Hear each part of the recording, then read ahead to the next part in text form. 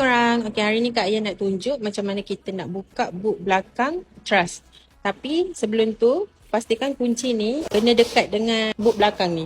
So anda kata kalau kunci ni dekat bahagian dalam ke ataupun dekat korang tapi berada dalam keadaan jauh ke, tak boleh. Kunci ni mesti berdekatan dengan boot.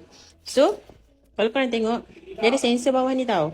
Tapi, kena pastikan korang punya kaki jangan slide macam ni ke ataupun ni lah goyang-goyang macam ni. Tak boleh. Kaki korang kena pastikan just touch macam ni sahaja.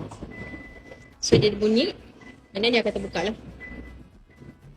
So, yang ni adalah luasan boot belakang Pro2 Truss 471 liter. Korang nak tahu dia ada sistem keselamatan untuk boot.